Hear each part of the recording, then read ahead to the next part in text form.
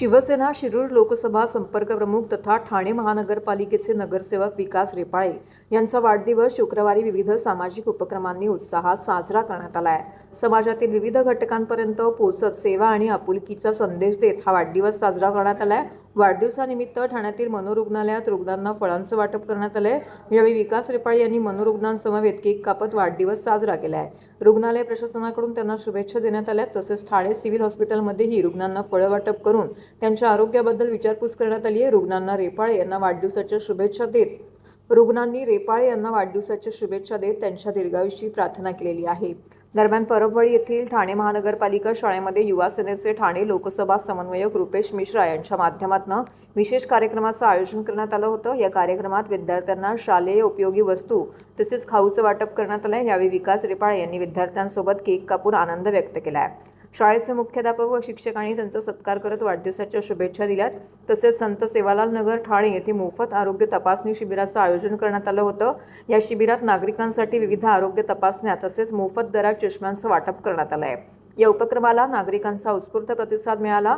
यासोबतच गांधीनगर येथील कुष्ठरोग वसाहतीमध्ये गरजू नागरिकांना अन्नधान्य किटचं वाटप करण्यात आलंय।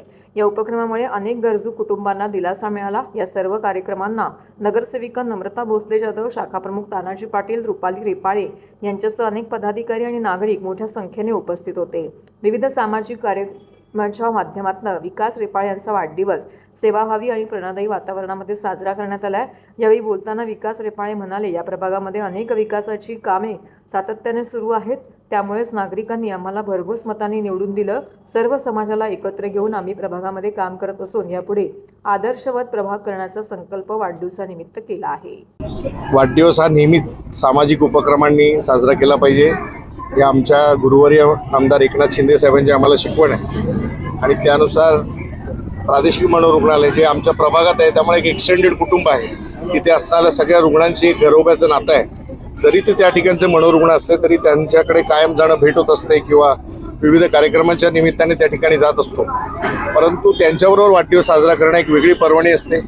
ही शाळेतली मुलं ही आमच्या प्रभागातली आहेत, त्यांच्याबरोबर वाढदिवस साजरा करणं एक वेगळी पर्वणी असते।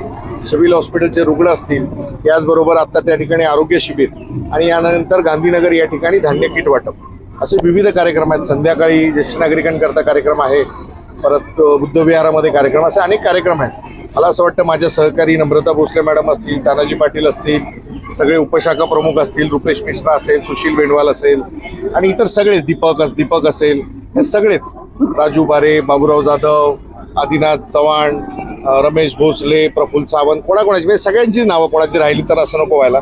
हे सगळेच लोक विविध उपक्रम राबवत असतात आणि मला असं वाटतं की या सामाजिक उपक्रमांमधून एक काम करण्याची एक वेगळी ऊर्जा मिळते। जेव्हा या मुलांच्या चेहऱ्यावरचं हास्य बघतो, आपण देखील मनोरुग्णालयात होतात, त्या रुग्णांना जेव्हा एक आपुलकीने जेव्हा आपण भेटतो तेव्हा त्यांच्या चेहऱ्यावरचं हास्य हे तुम्हाला काम करण्याची एक वेगळी ऊर्जा देऊन जाते।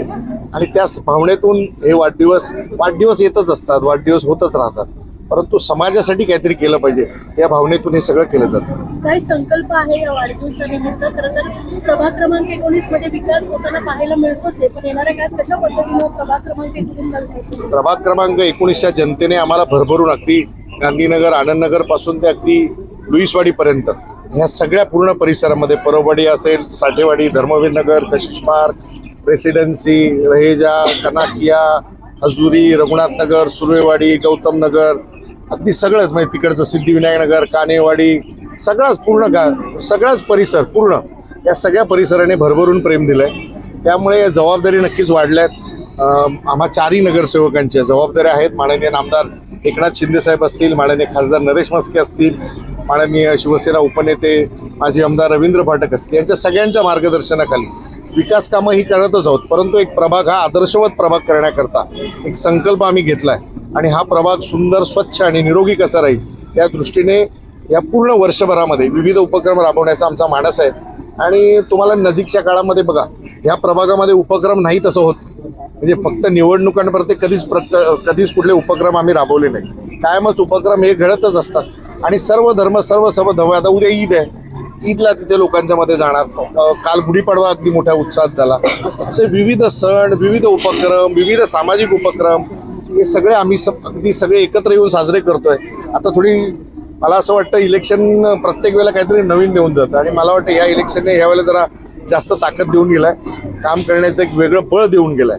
त्यामुळे लोकांची कामं ही करणारच आहेत, परंतु येणाऱ्या वर्षांमध्ये आपल्याला नक्कीच हा प्रभाग हा ठाणे शहरातला आदर्शवत असा प्रभाग क्रमांक झालेला असेल याची मी आपल्याला ग्वाही देतो.